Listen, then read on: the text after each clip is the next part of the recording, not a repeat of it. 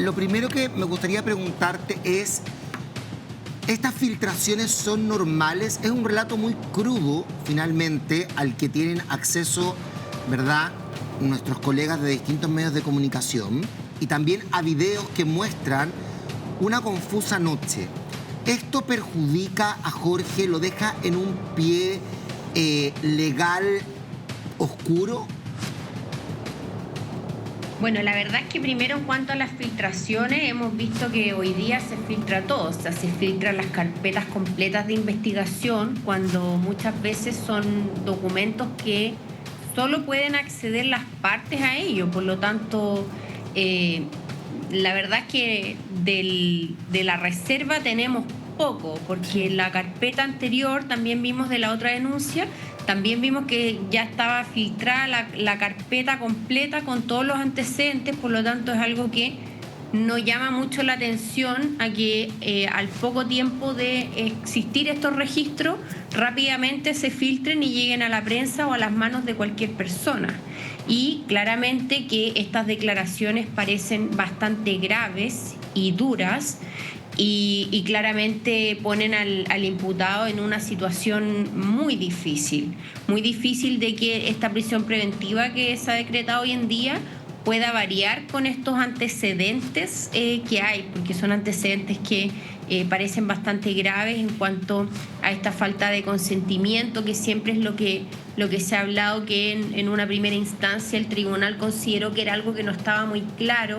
Con este tipo de declaraciones parece que ya tenemos una prueba que nos da cuenta de un relato de la víctima que es bastante potente y parece creíble, de acuerdo a cómo se fueron dando las circunstancias, lo que lo pone en una muy mala posición. Lía, Antonella por aquí, ¿cómo estás, Lía? Gracias por estar con nosotros. ¿Cómo estás, Antonella? ¿Cómo estáis? Quería preguntarte con respecto al mismo video que se filtra, todo esto a propósito de que la Fiscalía filtra información a los medios, como Carabineros filtra información también a los medios. Esto, ¿cómo se puede cotejar o cómo se puede hacer una dimensión completa de la información que tenemos con respecto a lo que ella dice por un lado y al video que nosotros presenciamos? Es un video que está a disposición en las redes sociales y que nosotros tenemos algunas imágenes, pero ¿cómo uno puede hacerse la idea completa escuchando la declaración de la denunciante y viendo las imágenes para ver si tienen concordancia? ¿Tú tienes acceso? ¿Has visto el video que se filtró también? Mira, yo el video no lo he visto, pero claro, precisamente en este tipo de juicios no existe una prueba única o una prueba tasada en donde solo ciertos medios de prueba me den valor para poder acreditar los hechos. En este tipo de juicios lo que rige es algo que se llama la sana crítica, es decir, que la prueba se aprecia de una manera libre, por lo tanto cualquier antecedente es un medio de prueba. Puede ser un video, puede ser la declaración de la víctima, puede ser una fotografía, un mensaje de WhatsApp. Y lo que dice esta forma de apreciar la prueba es que en la medida en que esta prueba sea concordante, conexa, contundente entre sí, va a permitir llegar a ciertas conclusiones. Es decir, no tenemos solamente un medio de prueba, sino que pruebas que permiten ir confirmando, sumando, digamos, otras para llegar a una conclusión. ¿Qué pasa si hay discordancia? Ahí va apuntada la pregunta. ¿Qué pasa si hay una discordancia? ¿Qué camino se toma? Lo que pasa es que ya eso corresponde al tribunal más adelante, cuando nos veamos, por ejemplo, enfrentados a un juicio oral, determinar si las pruebas son o no concordantes entre sí. Porque si es que no lo son y existe una duda de que el imputado podría no haber cometido el delito, el tribunal, en definitiva, no puede condenar, ¿ya? Es decir, este sistema se basa en algo que se llama la duda razonable, es decir, mientras exista una duda para el tribunal que razonablemente me permita llegar a la conclusión de que los hechos no ocurrieron como lo relata la víctima, ¿ya? Y que en realidad esto del consentimiento no está tan claro si es que se habría otorgado o no. En definitiva, el tribunal no puede condenar con esos antecedentes, si es que hay pruebas que chocan entre sí. Lía, ¿ya? A ¿cómo veces estás? pasa mucho en este tipo de delitos en donde el relato de la víctima es fundamental, porque a veces no hay más antecedentes que el solo relato de la víctima, Exacto. que si al tribunal le parece que es un relato creíble, podría condenar al imputado no teniendo más antecedentes del hecho propiamente tal. Claro. Lía, te habla Luis por acá, ¿cómo estás? Bien, ¿y tú? Bien, bien. En esta investigación que expone Mega sobre los hechos que ocurrieron minuto a minuto y con estas declaraciones de la víctima, hay algo bastante clave, a mi parecer, como periodista, donde se revela que al día o la hora siguiente a este relato que hace la víctima, Jorge Valdivia habla con ella mediante Instagram, donde le pregunta si está bien y si ella sintió que lo que hicieron fue forzado. Claro. Por lo tanto, Curioso. esa palabra Eso está muy es súper curioso. clave a la hora Sí. quizás de definir para el tribunal. De todas maneras. Porque él siente como que fue forzado. ¿Fue forzado? ¿Sentiste que fue forzado? ¿Cómo te sentiste con lo que pasó ayer? Sí. ¿Eso puede cambiar el curso de la investigación y efectivamente apoyar a la víctima en cuanto a la denuncia? La verdad es que yo creo que ese mensaje al que tú haces referencia es bastante decisivo Sí. en otorgarle valor al relato de la víctima, porque desde el momento en que él hace esa pregunta, uno dice ¿por qué? O sea, a raíz de qué Claro. viene esa consulta. ¿Sientes que te forcé algo? ¿Por qué tendría que hacerse esa pregunta? Entonces, eso lo que hace es abrir espacio a la duda y decir, bueno, en realidad yo creo que la víctima tiene razón, porque por algo le está preguntando si es que se siente o no se siente Sí. forzada. Es como que se quiso poner un poco quizá el parche ante la herida, Sí. Claro. que había pasado algo, y por eso hace esa pregunta. Entonces, Estaba uno incómodo, se pregunta, ¿a preocupado, raíz de me qué? imagino, ¿O por finalmente. qué? ¿Sabéis lo que Urgido, pasa? Que es muy raro, urgido. Lía, y yo creo que la pregunta que hace Lucho es crucial en esta historia, porque cuando uno tiene relaciones, ¿verdad?, con una persona, es muy raro, es muy extraño al otro día Preguntar tomar eso, contacto y claro. preguntarle, hola, ¿cómo estás? ¿Te sentiste obligada o te sentiste forzada a algo anoche? Y por contraparte, la víctima lo que señala es que ella habría estado absolutamente con una imposibilidad motriz, porque dice, yo en mi mente sabía que estaba ocurriendo todo esto, O sea, estaba pero consciente, pero su cuerpo no la no acompañaba. reaccionaba. No podía reaccionar. Claro. Esto me parece mucho a una película que no sé Sí. si ustedes la han visto, se llama Élite, donde una DJ, ¿verdad?, podía en su cabeza ver que estaban, esto es una película, que estaban haciendo uso de su cuerpo sin su consentimiento, pero lamentablemente por las distintas sustancias que había consumido durante la noche, le era imposible poner un stop.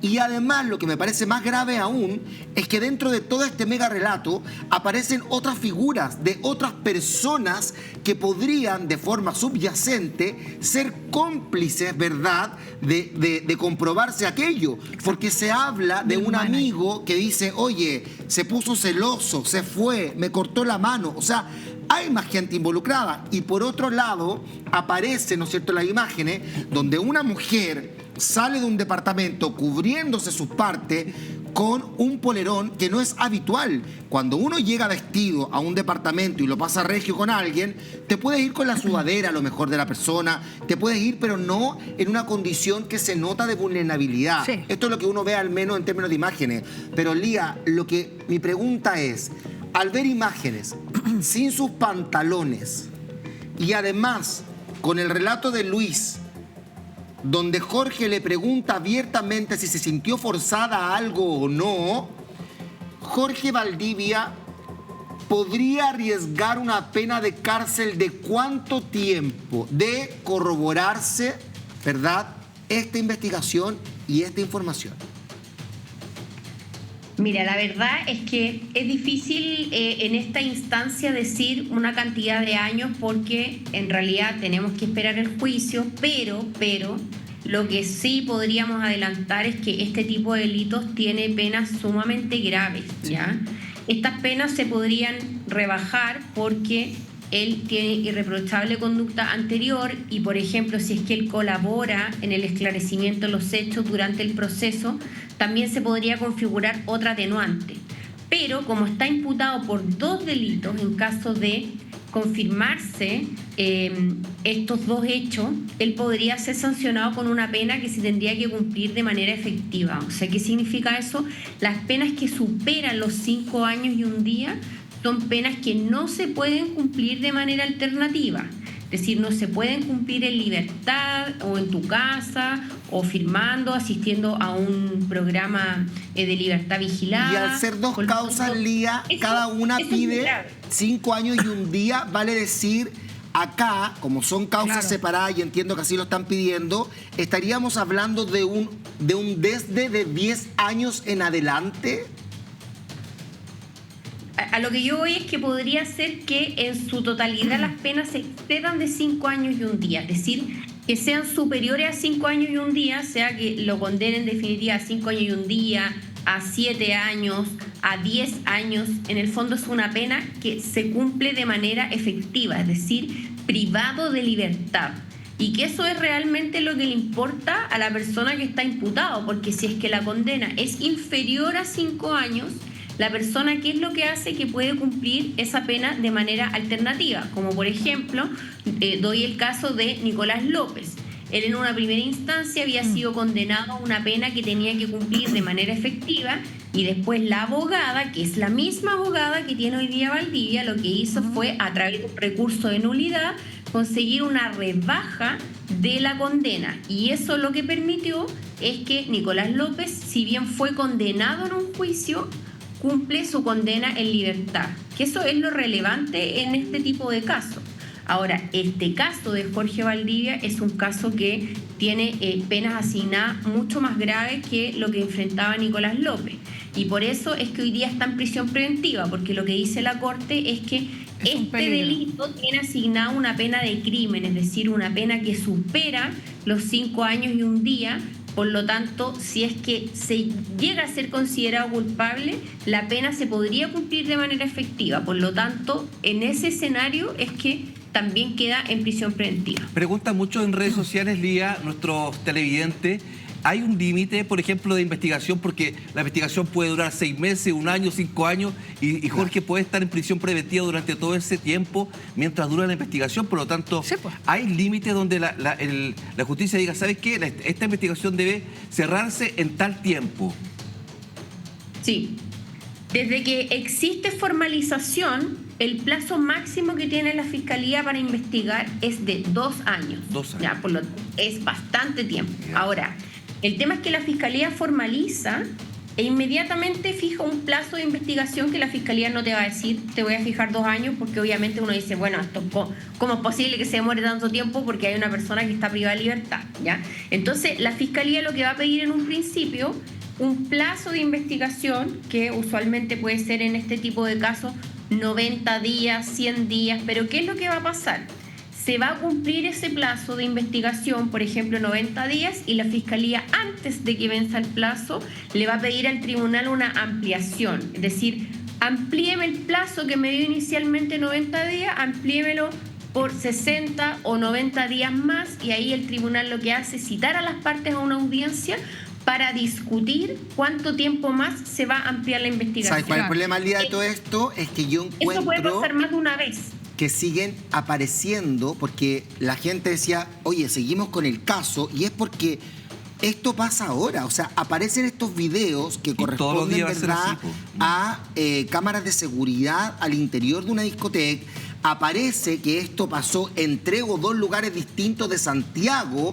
Además, se involucra que se habría puesto una sustancia dentro de un vaso que desaparece misteriosamente en algún momento, que en algún momento tiene tapa. O sea, es tanto y tanta gente la que se comienza a ver involucrada, que te digo, esta historia puede ser el cuento de nunca acabar, y además de aquello, puede caer una cantidad de personas, porque aquí se habla de que algo le habrían puesto, ¿verdad?, alguna sustancia. Benzodiazepina, decía. Claro. Que es una sustancia que te anula completamente, que no tienes control frente a lo que está pasando, y obviamente te deja en la situación, en el estado que ella describe. Y además, que la pregunta, Antonella, es, ¿eso habría sido puesto, porque todo es un supuesto, habría sido puesto por el protagonista, Claro, es por que un ahí está la amigo. duda, Eso es lo que no se Están sabe. coludidos Le con la pasan ese gente de los ese lugares trago. nocturnos. Por eso yo preguntaba, bueno, en el mismo lugar nocturno, hace unos meses atrás, se hablaba con respecto a un tema que había ocurrido, no sé si se acuerdan del caso de dos chicas que habían estado ahí, que se habían subido a un Uber, espérate que se nos atora Luis, que se habían subido a un Uber y había pasado una situación similar. No estoy con esto diciendo nada del lugar mismo, pero sí de una conducta que se está repitiendo. Y por otro lado, yo quería destacar, o más que destacar, hacer una pregunta, Lía, con respecto a el tema mismo, porque mucha gente que critica y dice, pero ella estaba ahí de lo más bien y bailando de lo más bien. Pero mi pregunta es la siguiente: ¿qué tan importante son las pericias biológicas con respecto a la situación que ocurre en la intimidad, donde ya no hay cámaras, donde quizás ella, por voluntad propia, fue al departamento de Jorge, pero después en el momento climático o cuando ya ella sentía que no tenía capacidad de discernir, ella le dice no, más allá, además de que estaba drogada, y si no puede, no puede decirlo, Antonella. Bueno, no podía decirlo, o sea, pero tu cuerpo al está mismo planchado, eso es lo que te quiero decir. está planchado, está inconsciente, ¿no es cierto? Pero hay muchos casos, igualmente como el de Valdivia, pero hay otros casos donde no existe, donde el cuerpo no está planchado y en esa instancia ella decide o ella dice o argumenta o trata de comunicar que no está en condiciones. Por eso que al otro día él dice, te forcé en algo, él se siente culpable y de alguna manera toda esa imagen íntima existe. La pregunta es si existen pruebas biológicas de la violencia que podría haber ejercido en esta intimidad. Esa es mi pregunta. Porque una cosa es que uno vaya a un lugar y otra cosa es que dentro del acto te violenten además. Porque con violencia un hombre tiene más fuerza que una mujer, un hombre tiene la capacidad de someter a una mujer, más aún si está bajo los efectos de la benzodiazepina. Sí, pero fíjate que ella en un momento habla de alguna violencia. Entonces ella lo que habla es que en realidad, a mí lo que me da la impresión es que habla de que por su parte nunca hubo un consentimiento. Claro. Ella fue como una espectadora de lo que iba pasando, claro, sin poder decir, sin poder resistir a lo que estaba ocurriendo. Y desde ese punto de vista, desde lo que ella relata, no tenemos consentimiento, porque ella dice, a ver, me empezó a tocar, me empezó a sacar la ropa y yo me daba cuenta de lo que estaba pasando, pero no podía hacer nada. Entonces, vemos que ella en ningún momento dice, sí, yo consentí, él se aprovechó, me forzó. No dice eso y tampoco dice que no se acordara. Ella dice que se dio cuenta de lo que estaba pasando y no se pudo resistir por las condiciones en las que se encontraba.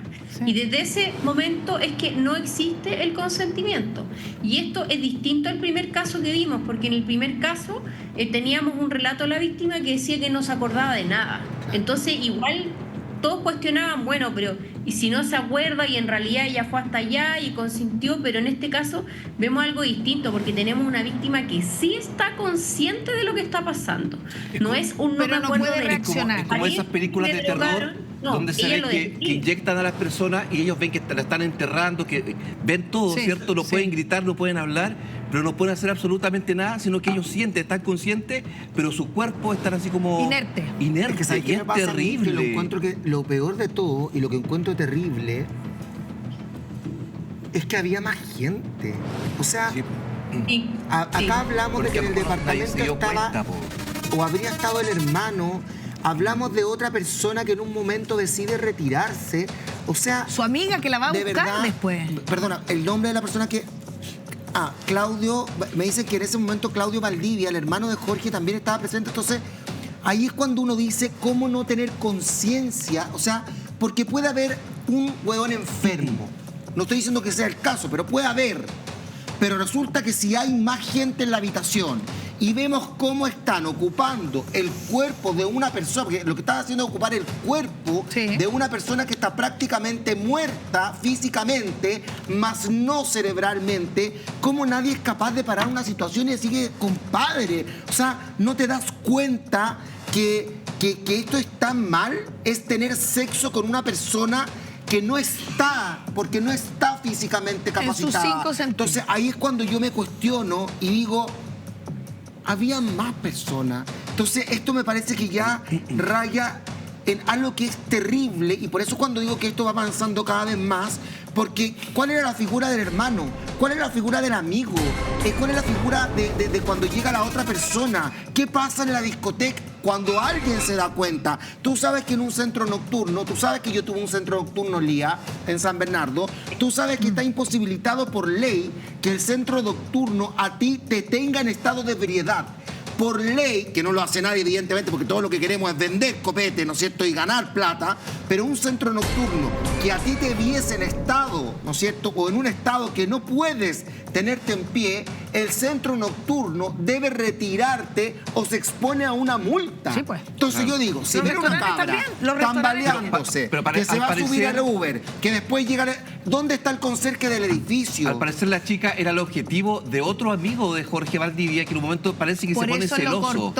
Se pone celoso y como que estuvo atado con el amigo y se va el amigo, y como que ahí fue el objetivo al parecer de Jorge Valdivia. Por lo tanto, aquí es igual que en Panal de Abejas, como que vamos a atacar nomás, pues, ¿cachai? Como... Pero Lucho, pero es que esto es lo mismo, mira, perdón la comparación, que yo sé que es burda y todo lo que quieran, pero es lo que pasó con Alexis Sánchez y con la Valentina Roth. Perdón, Valentina, yo sé que la Vala está en otro momento en su vida. El otro día estuvimos hablando. Pero la marcó. Y te digo, yo sentía y decía... Pero qué canallada más grande. O sea, yo porque digo, si mi hermana está teniendo intimidad con Lucho y hay 3 pelotudos metidos adentro de un closet grabándola porque la chiquilla es bonita, qué sé yo, porque es un símbolo sensual. Oye, yo digo, ¿pero qué tienen en la cabeza? Porque eso es perversión, es morbo, eso es enfermedad, Antonella. Eso es enfermedad, perversión, morbo. Yo quiero destacar el video. ¿Tú viste el video completo? Sí. ¿Vieron el video completo cuando al final ella... Ahí es donde yo estoy tratando de entender bien entre lo que dicen y lo que estamos viendo en las imágenes. Por eso repetía la primera pregunta en la que te hice. Ella es la que entra al final. ¿Ves la imagen donde entra la chica? Y entra, todo bien, bosteza y sigue caminando. No está tambaleándose en la entrada. ¿Me explico? Claro. Es ahí donde te hago la pregunta, que posiblemente, en última instancia, uno como mujer puede decir, no quiero tener. Estamos hablando de que este es otro caso. Yo estoy hablando de la totalidad de los casos.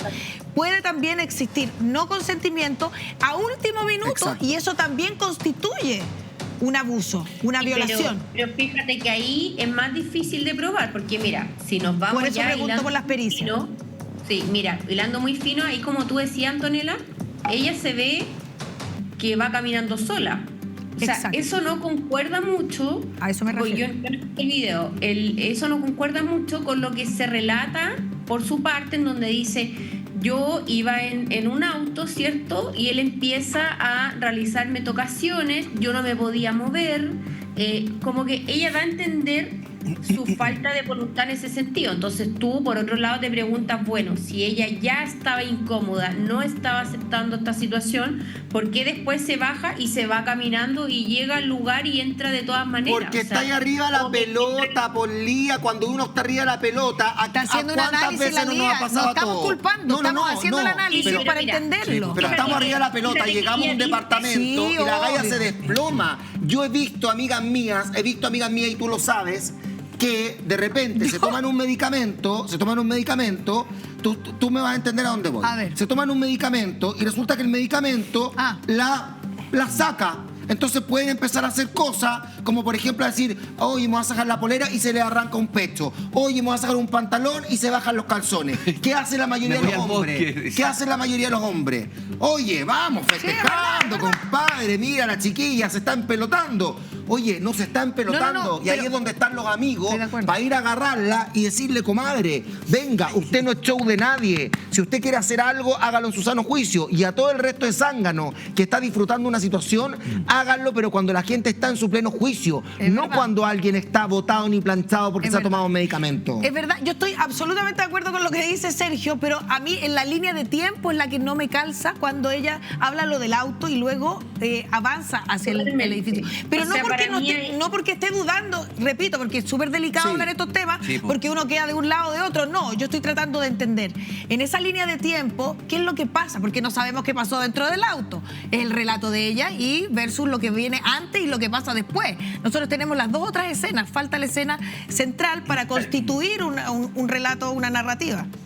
Pero yo le encuentro un punto a Antonella en el sentido de que dice que no le calza mucho lo que ella relata que pasó en el auto, cuando después vemos este video que en realidad ella va caminando sola hacia el lugar, porque tampoco es que la estén llevando. Ahora, ella cuando relata dice, yo me estaba dando cuenta de todo lo que estaba pasando, dando a entender que me sentí incómoda, no estaba de acuerdo, entonces si no estoy de acuerdo, después no llego y por mi propia voluntad entro al lugar donde estoy incómoda con una persona que está haciendo algo en contra de mi voluntad, ¿ya? Ahora, yo entiendo también el punto de Sergio que dice, no, pero es que ella estaba drogada, pero ella lo que dice es que se da cuenta de que no está en su sano juicio, pero sí logra percibir lo que está pasando y dice, y esto me era incómodo. Ahora, ese primer relato no calza mucho cuando se ve entrando sola al lugar.